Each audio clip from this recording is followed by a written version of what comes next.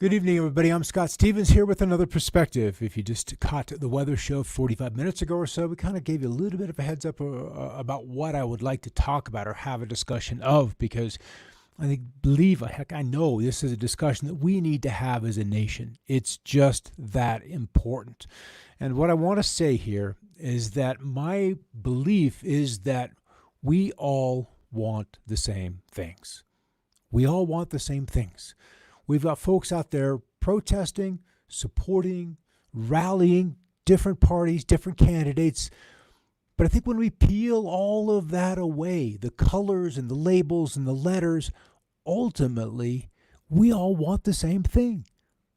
And that's why we were able to accomplish a revolution nearly 250 years ago, is because we wanted the same thing. The Boston Tea Party was triggered because of a 2% tax. 2%. That was enough to get the Patriots. That was enough to get the revolution. That was enough to get the tax revolt going. 2%. Look at your paycheck, your pay stubs now, and look at how much is being taken from you to support this system. We all want that liberty that our forefathers, our patriots, fought for 200 plus years ago. We all want that back. And I know that there's a way that we can do it. And the opportunities are granted us every 2 and 4 years. And those are called elections. And that's why we have them, so that we can have a national discourse about those subjects, those topics, those issues that are important to us as individuals, as families, as nations, as companies, as human beings. And ultimately, that is what we all are. We are simply human beings having an experience, but we've created this structure, this need to identify with one side or another to the exclusions of friends and families and those we used to associate with, but now we can't because we get triggered or we're too afraid to talk about these subjects. They're so charged. And so this is kind of what I want to broach today, because for me, it's too important. This nation too great. The promise of what our forefathers created is too precious to let go of over silly things. From Alexander the Great, I am not afraid of an army of lions led by sheep. I am afraid of an army of sheep led by a lion. And that's what elections are about. Who is to lead? Who and where is that vision around which people can rally? Where is that ideal? Where is that vision of the future that everyone, all of us, can agree upon? So as I step back from the news flow in this past week, I question as to why this nation is suffering through such civil discord. As I pondered the question, I began to wonder just how real are our perceived differences on national policy? Are we really so different from each other that we can no longer speak to one another? Is there truly no middle ground between us? Do we break, or can we bend a little so that stronger together we can flourish again? Just how far apart are these two sides? And more than likely there are more than two sides all vying. So how far apart are these two sides on education, on environmental issues, on climate change, on jobs and wages, corporations parading as a person, military interventionist policies, civil rights versus those rights that are now being and have been granted as far back as 1964? What about policing, corrupt policing, and the judiciary that follows the policing action? And there are so many more issues that are worthy of revolt, that are worthy of uprising, but yet we can't seem to bring these two sides together to simply have a civil discourse. We haven't even been able to have the two persons representing these two sides to talk to one another, and the election is less than 90 days away. Something is wrong with the system. We need elections to focus more on what we can accomplish together rather than how we can destroy the other side. Elections should be constructive and not destructive for the people, for the parties, and for all of us together. Robert F. Kennedy Jr., our democracy is broken because our campaign finance system, which is just a system of legalized bribery, which has allowed corporations and the very wealthy to control the election results. Would anybody disagree with that? All right, in 1947, Congress passed the 22nd Amendment to the Constitution, limiting the president to 2 terms. They said, quote, too much power for too long is a threat to our freedom. Is it not time for this same application of term limits to be applied to Congress? Probably so. As considering Congress's approval rating, for whatever that is worth, is rarely above 20%, meaning 1 in 5 Americans would agree with the job the Congress is doing. If you had brand loyalty or brand appreciation or brand support at 20%, they'd be out of business, way out of business. When the plunder becomes a way of life for a group of men living together in society, they create for themselves in the course of time a legal system that authorizes it and a moral code that glorifies it. We can look back and see how the laws, the policing, the enforcement, whether it's by regulation or outright making things illegal, has sculpted the system that we presently have. And the system is never up for election. Just persons fronting the system, willing to front the system, are up for election. So we appear to have change on the outside, but inside, the continuity goes on as the system sustains and supports itself. So what's wrong with us? Let's look at Norway. Elections are 74% government funded. 74%. And you can, on your tax return, check that box, and $3 goes to the election.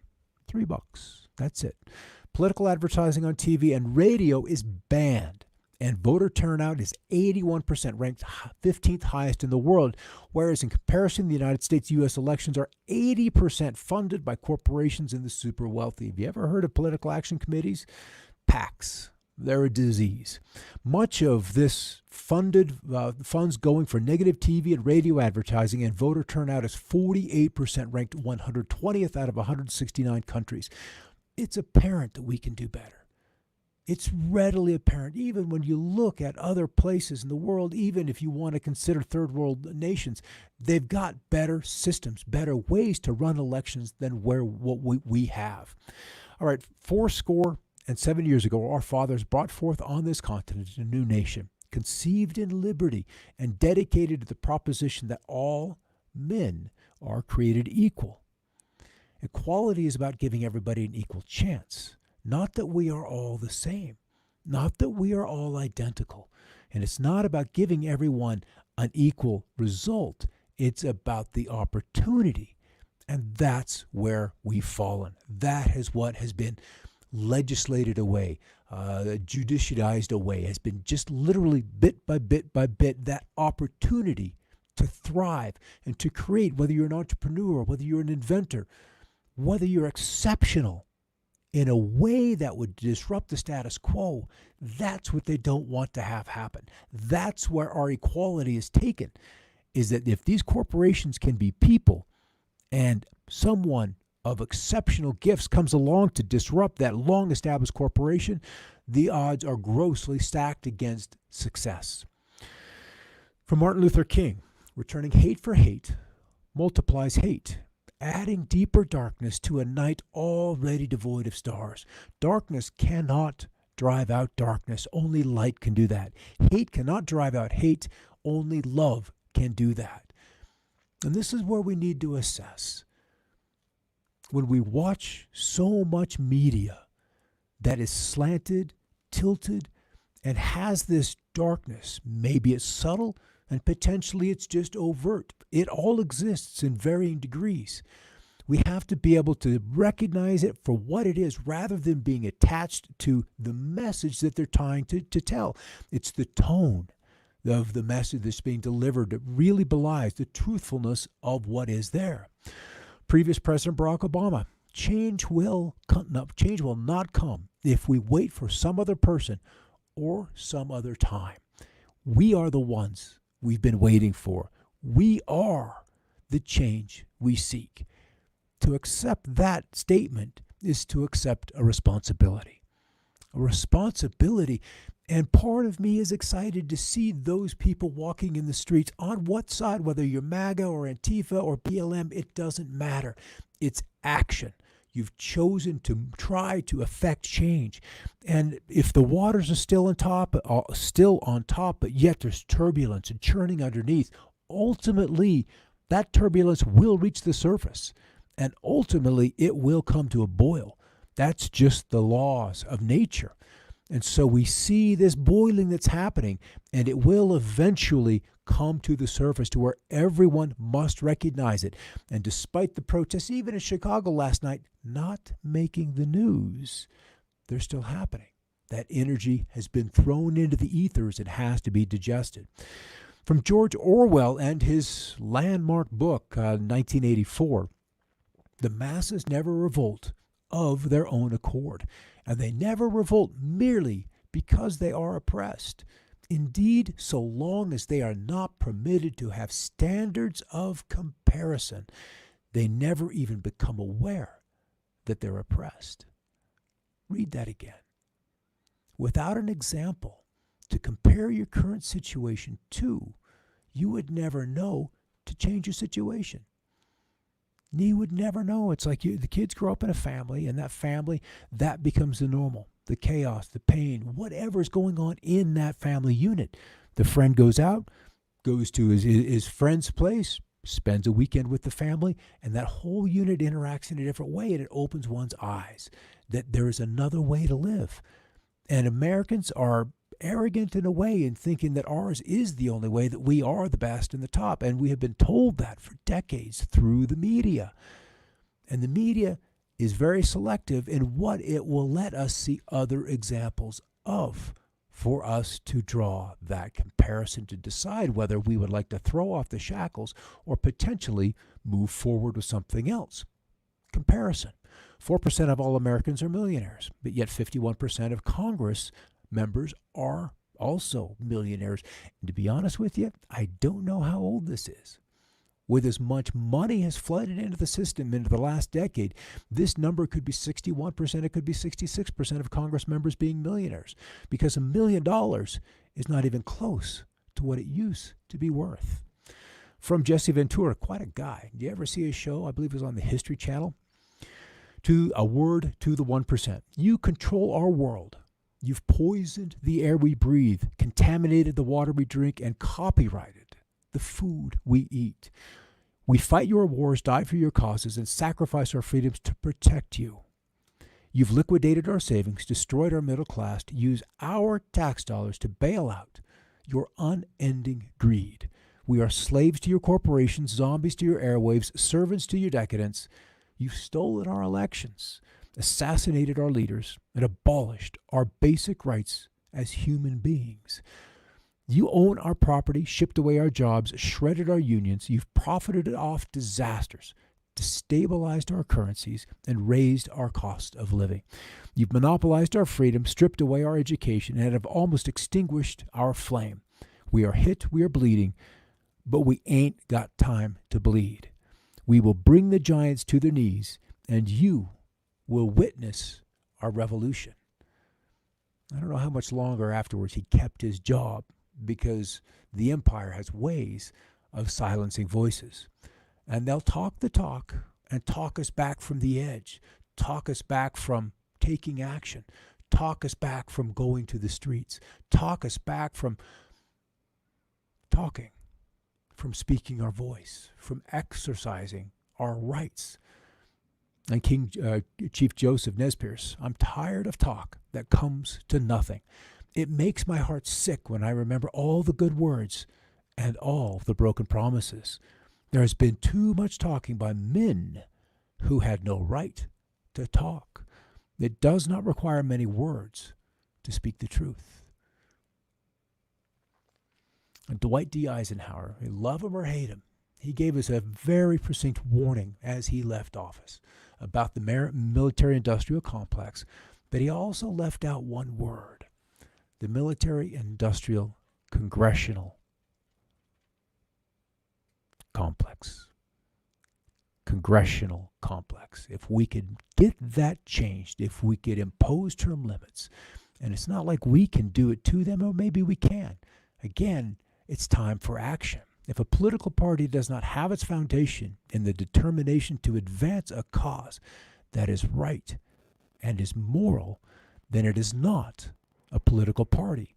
It is merely a conspiracy to seize power. And in 2020, both sides would point the finger at the other and claim the statement as theirs. So John F. Kennedy, probably my favorite president. I just have a thing for the man. I just do. It had to be what it had to be, but he left us some treasures. Let us not seek the Republican answer or the Democratic answer, but the right answer. The right answer. Let us not seek to fix the blame for the past. Let us accept our own responsibility for the future.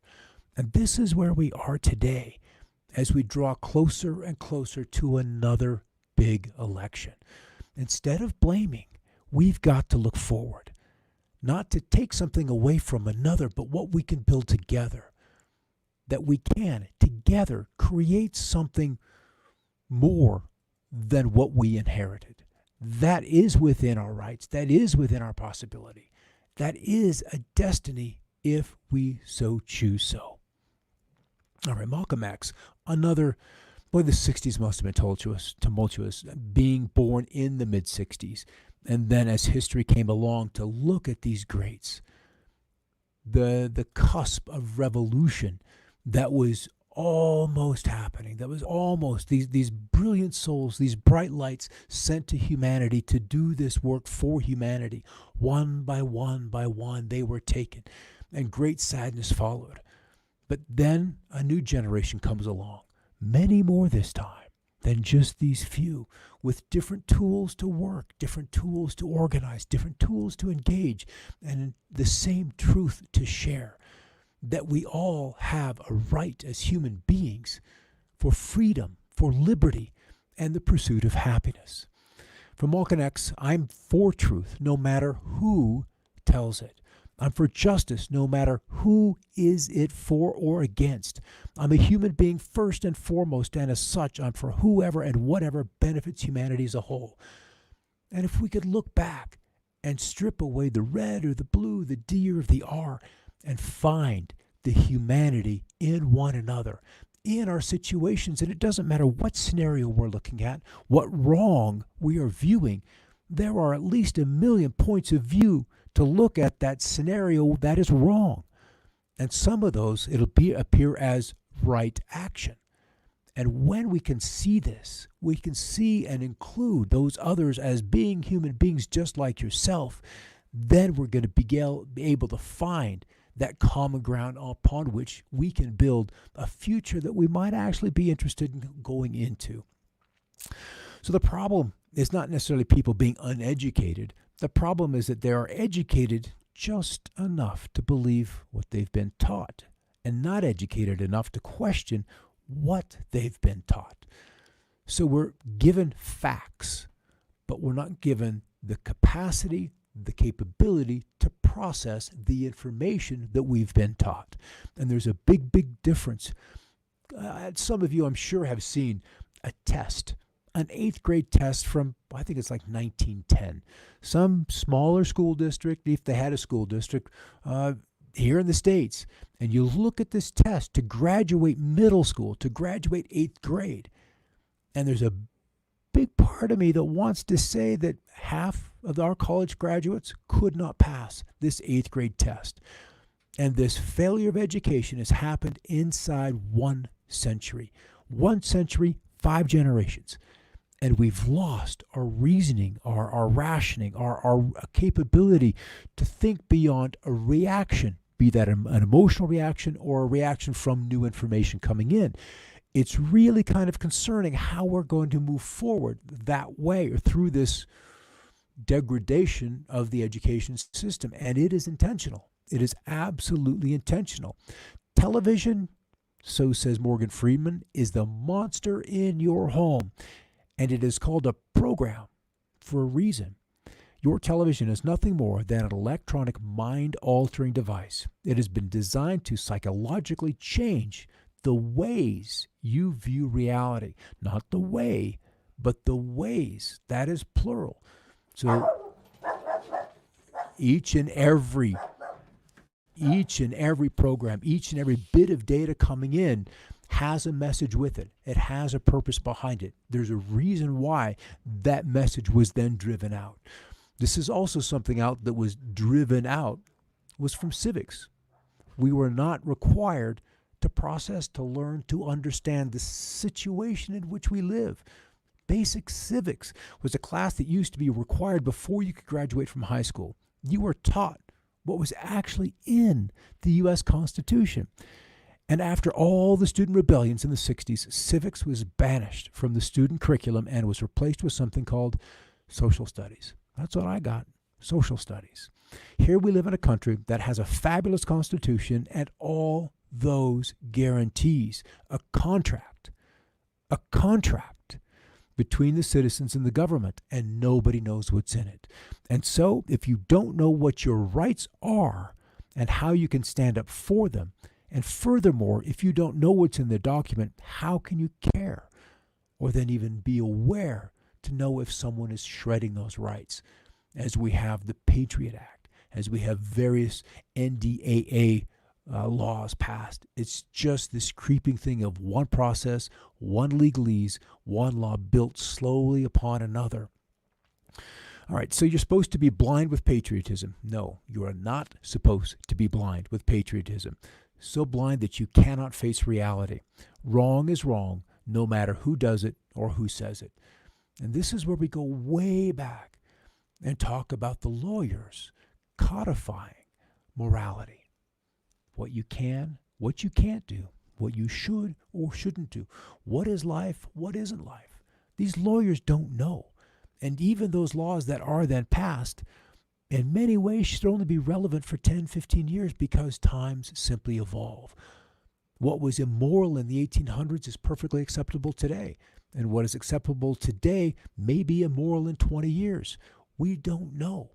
But we have laws that will trap those who push the boundaries, who want change, who push for change in one way or another. The laws from the old are there to hold it back. And when you look at the quantity of laws that are in place, whether they're just commercial code, whether they're judicial code, whether they're civil code, there's a very, very small place left for you and I to be free. We need leaders not in love with money, but in love with justice, not in love with publicity, but in love with humanity. And this justice isn't looking back across time and throwing stones at what we see now was wrong. And it's only wrong because we've got a greater awareness. We've got a greater humility and a greater understanding of what we've gone through, what those people went through.